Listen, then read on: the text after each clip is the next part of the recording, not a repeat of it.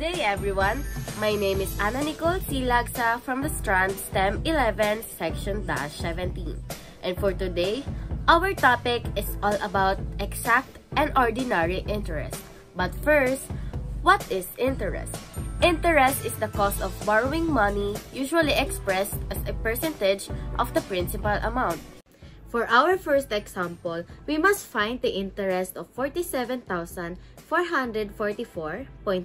centavos at 3.3% from January 20, 2024 to October 15, 2024 using the following. Ordinary interest using actual time and approximate time, and exact interest using actual time and approximate time. Let's get on to solving. So now, we must proceed sa ating solving. So first, i-identify muna natin kung ano tong mga letters na nandyan. So P is for principal amount, R is for rate, and T is for time.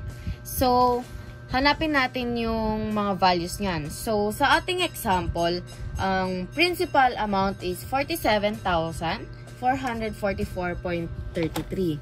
So, susulat lang natin dito yung value.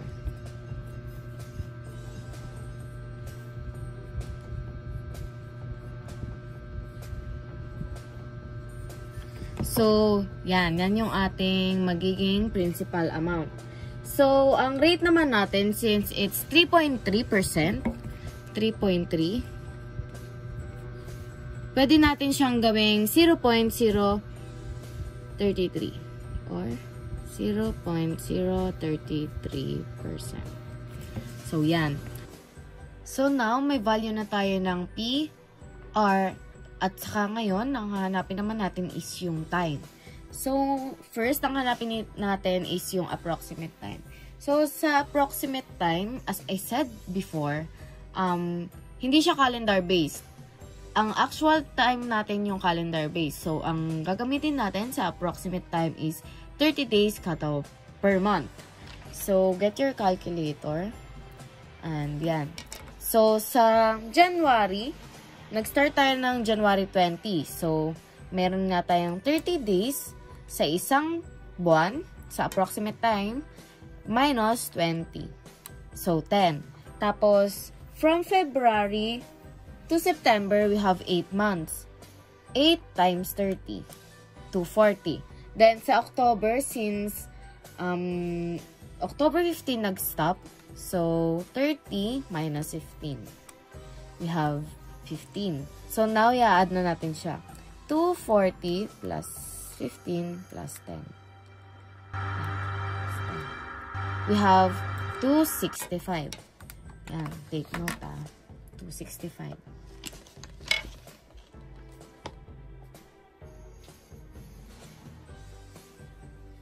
Yan. So, ngayon, ang hahanapin naman natin is yung value ng ating actual time. So, sabi ko nga kanina, ang actual time uses a calendar-based sa mga araw na meron sa isang buwan. Like sa January, we have 31. Sa February, we have 29. Ngayon, 2024. So, paano nga ba natin ma-identify kung ang isang buwan ay may 31 days or 30 lang? So, first, ang technique na tuturo ko sa inyo is sa kamay lang natin siya malalaman. So, ipa-fist nyo lang siya. Ipa-fist, iganyan. Tapos, nakikita nyo yung mga buto natin dyan. Pag tumapat yung buwan dito sa buto natin, that means, yung buwan na yun is may 31 days. Pero pag dito naman is 30 lang. So, let's, January, February, March, April, May, June, July. So, pansin nyo na yung January, tumapat siya sa buto, may 31 days ang January. Ang March, may 31 days. Yung May, may 31 days. And yung July, may 31 days. Hanggang sa matapos yan, ganyan nyo lang yung January, February, March, April, May, June, July, August, September, October, November, December. So, yun. So, nag-start tayo ng January 20. So, January have 31 days. Minus 20. Since January nga nag-start yung days. So, we have 11. Next naman, is kung ilang araw na yung February to September. February have 29 days. Since 2024 tayo nag-base. March is 31. April is 30 lang. May, 31. June, 30. 30. July, 31. August, 30. And September, we have 31 days. So, we have 243 days. From February to September. So, sa October naman, since sa October, we have 30 days. 30 minus 15. Since ang last date natin is October 15, 2024. We have 15. So, let's add them all. 243 plus 11 plus 15. 269. So, yun guys. Yun ang ating value ng actual time natin.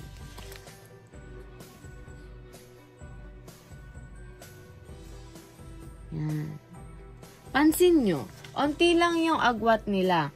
269 to and 265 to. So, parang 4 lang yung agwat nila. Hindi naman magkakalayo yung value natin dyan. So, now, nahanap na natin yung mga values ng ating corresponding letters. So, isolve na natin siya. So, now, isosolve na natin yung ordinary interest using actual time and approximate time. So, ang formula na gagamitin natin is I is equals to PRT. Interest is equal to principal amount, rate, times time. So, yun. Let's start. So, yan. So, since ang value nga ng P natin kanina is 47,444.33. So, ito times natin siya sa 0. Ano yung value ng R natin? 0.033. Tapos, ito times ulit natin siya sa 269 total numbers from January to October 15 to 360. So, yung ordinary interest has 360 days lang. 360. So, kasi, nag-30, diba? Ang ano lang natin, ang ginamit lang natin is 30. So, yan. Sa ordinary interest, hindi tayo gagamit ng calendar based. Like, dito sa approximate time, 30 lang yung meron tayo sa isang buwan. So, 360, 360. So, yan. Encode na natin sa Calcu. So, 47,444.33 times 0.033 tapos times ulit 269 tapos 360. So, our final answer is 1,169 point hindi. So, ang final answer natin dito is 1,170. 0 na yun. Kasi, ang katabi nito is 8. So, pag ni-round off mo tong 9, magiging 10. So, pag naging 10 yan, tong dalawa, magiging 10 siya. So, magiging 1,170. So, answer natin is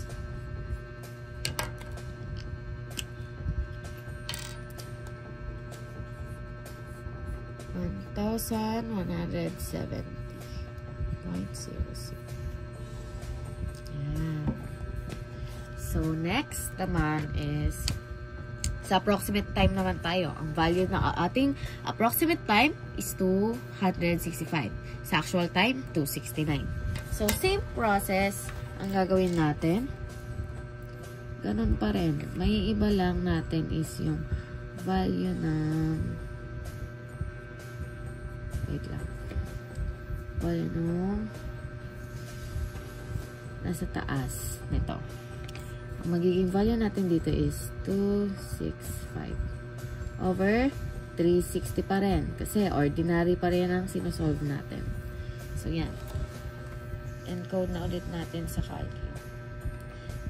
Encode na ulit natin sa Calcu. 47,444.33 times 0.033 times ulit 265 over 360.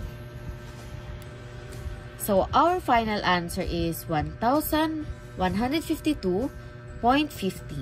Hindi tayo magra-round off since 1 lang yung katabi ng 0 natin. So, 1,000.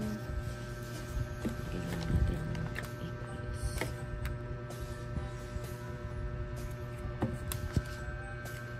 So, ang answer natin is 1,152.50.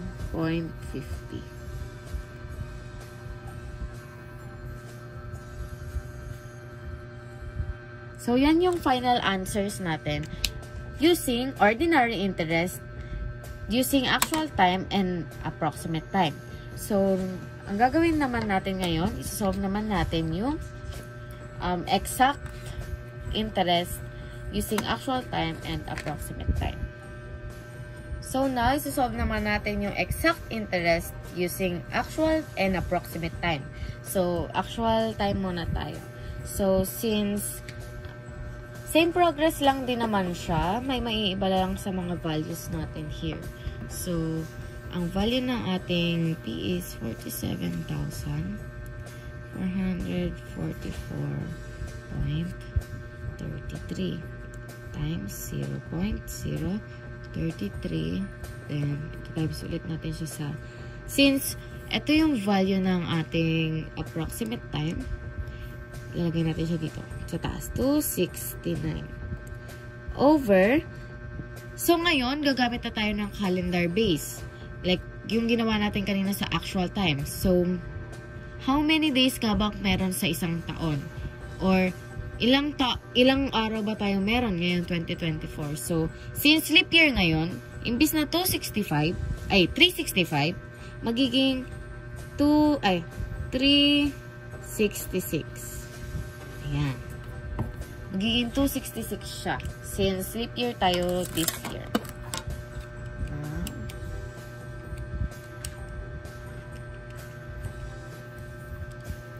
Ayan. Encode na ulit natin. 47,444.33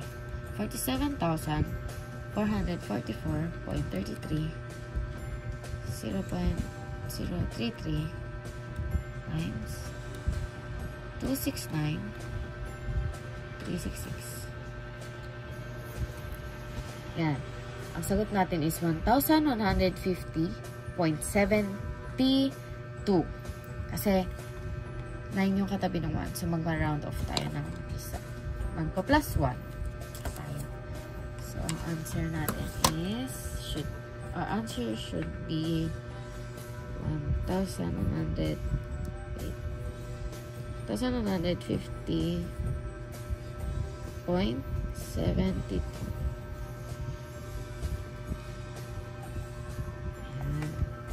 So, next is approximate time naman.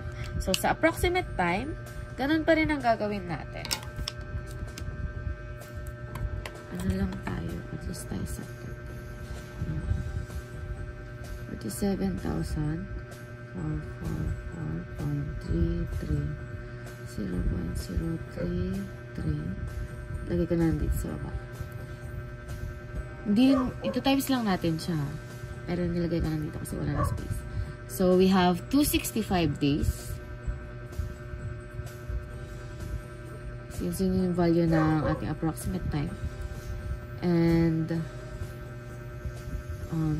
we have 366 days. We have 366 days. 47,444.33 0.033 265 266. Yeah, we have our answer here. 1,133.61. Since round off ulit tayo kasi 8 yung katabi na 0. 1,000,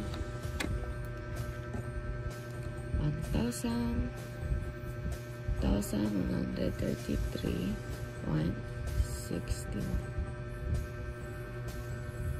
So, yan. Tapos na natin yung mga values natin kasi tapos na tayo sa ordinary and exact. Madali lang, di ba? So, kayo naman, bibigyan ko kayo ng problem. Now, na natapos natin yung example problem natin kanina, it's now your turn to solve for the following. So, ito ang problem natin.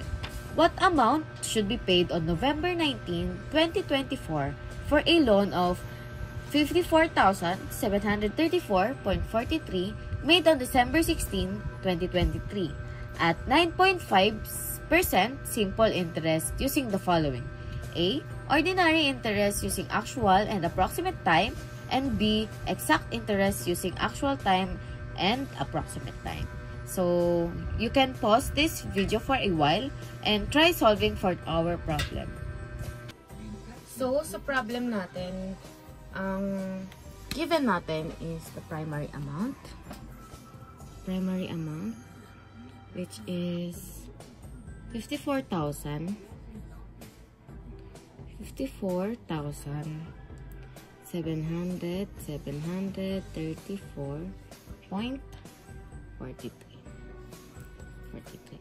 Then, yung sa rate natin, ang given natin dyan is 9.5 or 0.095%. So, yan yung given natin. So, now, hanapin natin yung value ng actual time and ng approximate time sa problem natin. So, kukuha na natin yung value ng actual time natin. So, since December,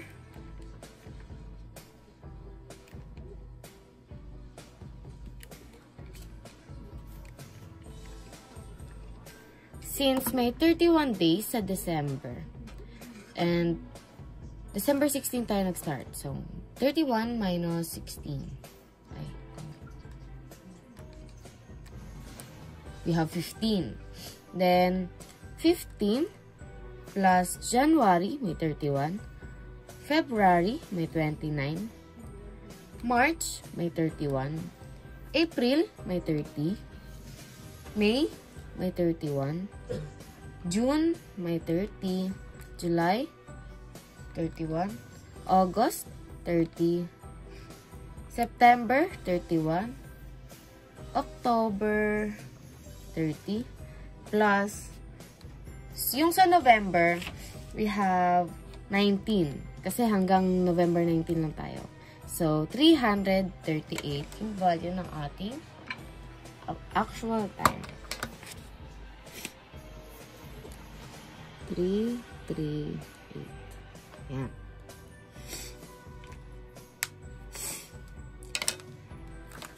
So, sa approximate time naman tayo. Since December,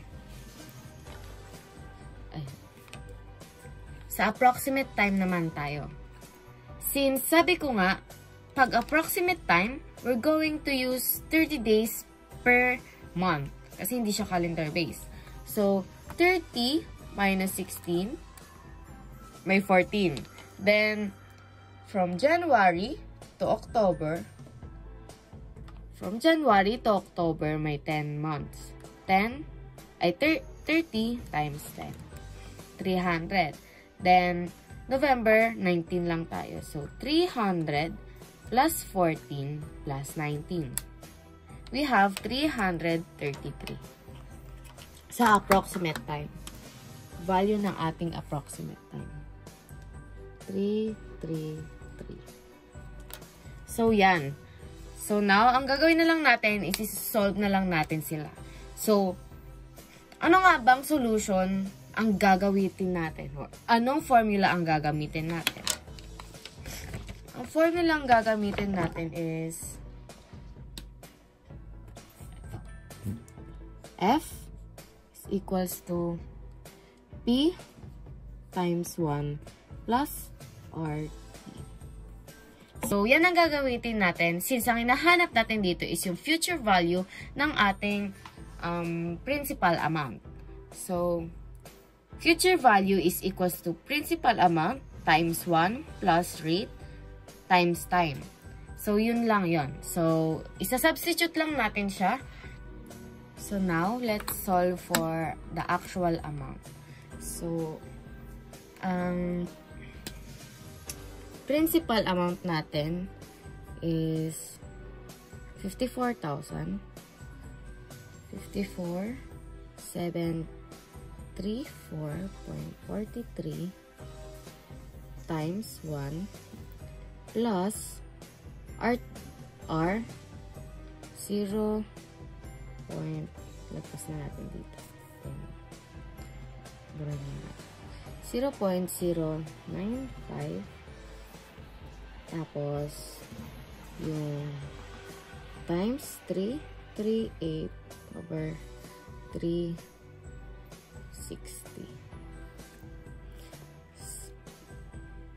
So, bakit nga ba 360 lang to? Kasi, ang hinahanap pa lang natin is yung ordinary interest natin.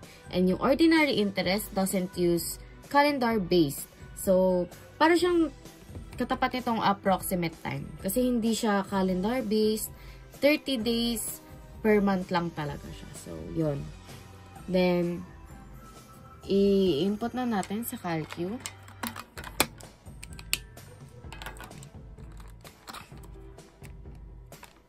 Ayan.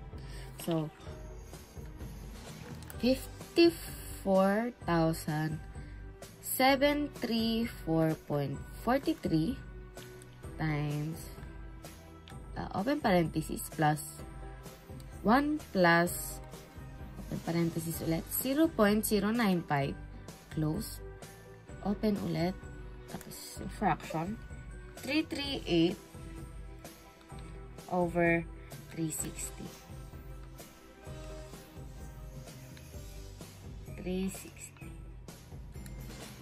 Ang sagot is 59,616.74. No. Ang sagot is 59,616.44. Bakit 44? Kasi 7 yung katabi ng 3. So, magra-round off tayo ng isa pataas. So, ang sagot natin is 59,616.44.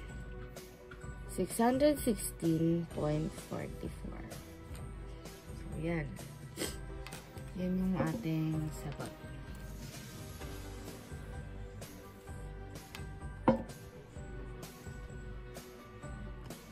So, next, ang hanapin naman natin is yung approximate time ng ordinary interest natin. So, same procedure lang tayo. Like sa kanina, ito pa rin yung gagamitin nating formula. So,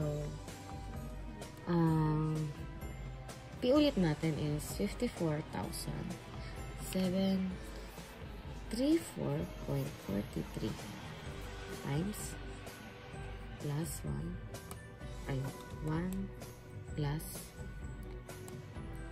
0.095 balik ko na ulit sa 333 over 360. Ayan. So, i-input ulit natin siya sa ating calculator. So, 54,734.43 plus 0.095 tapos fraction 333 360 59,544.22. So, yun yung sagot natin. 59,000. Sagot natin is 59,544.22. 0.22 siya kasi ang katabi ng 1 is 8. So, ang rule kasi dyan, kapag katabi niya is more than 5, or ang value nun is 5 pataas, magra-round off siya pataas. So, kunwari, magpa-plus 1 siya dito sa value na to. Ayan ang sagot natin sa approximate time. So, ang last set ng problem natin is yung sa exact interest using actual and approximate time. So, same formula pa rin ang gagamitin natin, pero may value lang na mababago. Or may gagamitin tayong ibang value or mapapalitan. So, ang F ayan yan, plus 54,734.43 times plus times 1 plus 0.095 tapos actually muna tayo 338 over 366 kasi meron tayong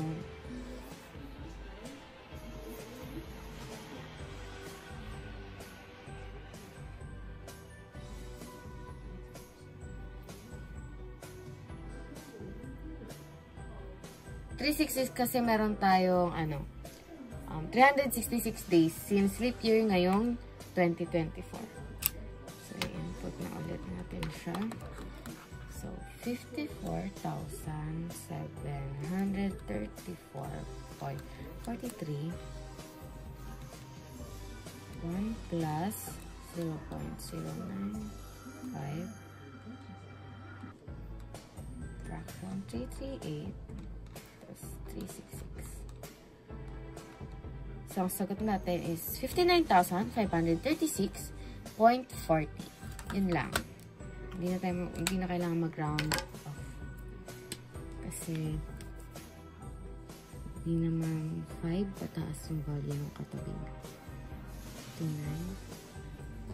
59,536.40. There you go.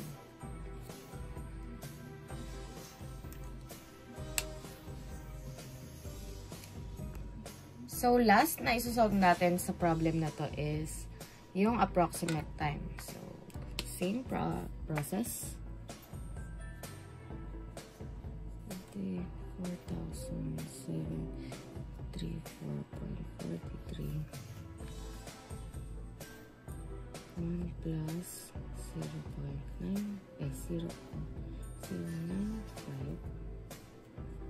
tapos 333.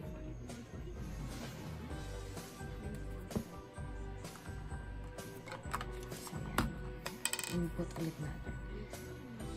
54,730 4.43 1 plus open parenthesis 0.095 close parenthesis open ulit fraction 333 over 366. We have 59,465.37. Round off kasi 6, yung katabi na 6 is 9. So,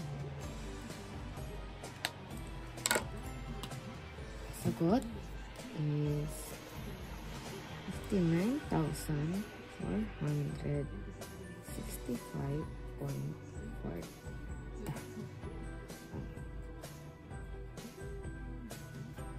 37. There. Ayan ang sagot natin. I hope you learned and understand on how to get the ordinary and exact interest using the actual time and approximate time. Remember to be patient while solving. Making mistakes is normal. As an anonymous person said, life is a math equation. In order to gain the most, you have to know how to convert negatives to positives. Thank you for watching. Good luck! 840 grams, 300 pesos na lang. Mag Bear Brand